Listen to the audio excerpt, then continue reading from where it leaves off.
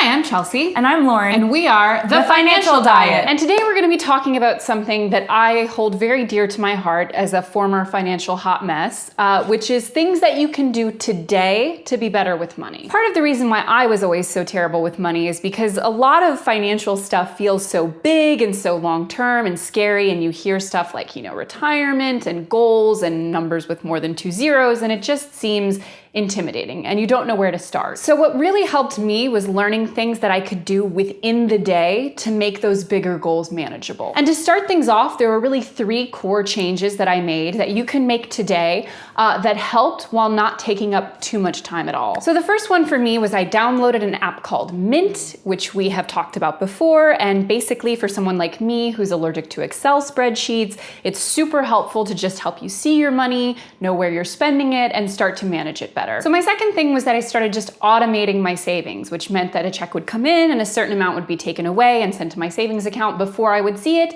because if it was up to me to manually transfer it, I would never do it. And the third one has to do with my credit, which, as some of you may recall, I thoroughly ruined in my youth. So what I really did to rehab my credit was I put some monthly bills onto my credit card, which were automatically paid on the credit card. And then I set up my checking account to pay off the balance of my credit card automatically each month. And that just means that those bills that I would have had to pay otherwise were being cycled through my credit card, which means you build the credit. And also, as an added bonus, if you have things like points or miles or cash back, you kind of accumulate them for free because you were going to have to spend that money anyway. So to build off those ideas about how we can seriously help our financial lives by tomorrow morning, we reached out to 7 money experts to get their best advice. So our first expert is Dan Levine, who in addition to being a business owner for over 30 years, also educates entrepreneurs. And he says that since most of us will probably seek out a bank loan at one time or another in life, it's super important that we all know, understand, and work to improve our credit scores. So he says today you should start by looking up your credit score so you know it, which you can do for free, and we'll include a link to that in the description,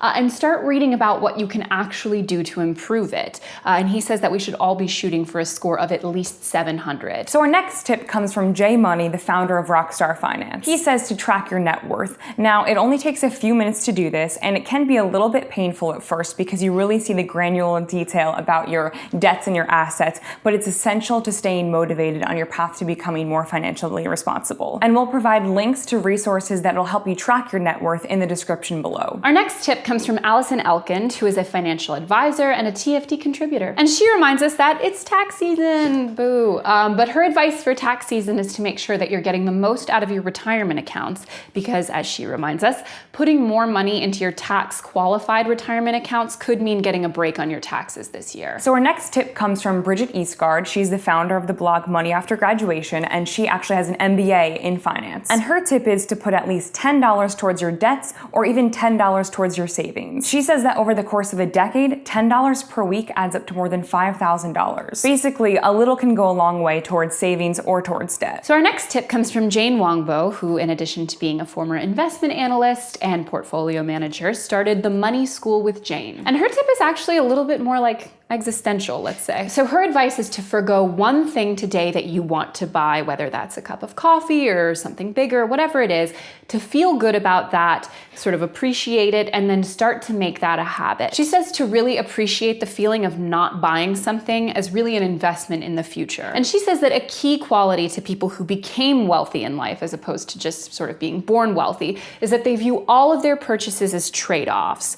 Now that means whether it's, a cup of coffee or a dress or even a really big purchase, they weigh that against what they could possibly do with that money in the future. And she says that seeing your purchases in this light and really weighing them against each other is crucial to building good money habits. Our next advice comes from Jacqueline Gallo. She's a writer and ad tech analyst here in New York City, and she actually has 3 tips for us. And her first piece of advice is to open up a second checking account. She says you never know what'll happen to the first one and your card information could get stolen. And in the meantime, while you wait for your new cards to come through, it's nice to have a backup. Her second piece piece of advice is to sort your debts from highest interest rate to lowest interest rate. You want to focus on paying off your debts with the highest interest rate first. She said it can be tempting to want to clear out the smallest amount of debt first, but in reality, you'll pay more in the long term if you don't focus on getting rid of that high interest debt. And her third tip is to plan and buy most of your groceries at once, and this will keep you from overspending on the food portion of your budget. Our last tip comes from Sarah Noel, who is the founder of the personal finance blog, The Yacht List. Her tip for today is to open an Acorn account. Basically, what an Acorn account does is that it takes your credit card transactions, it rounds them up to the next dollar, and it transfers that spare change into an investment account. She says that since these are such small amounts of money and they're on purchases that you're already making anyway, you really won't notice it,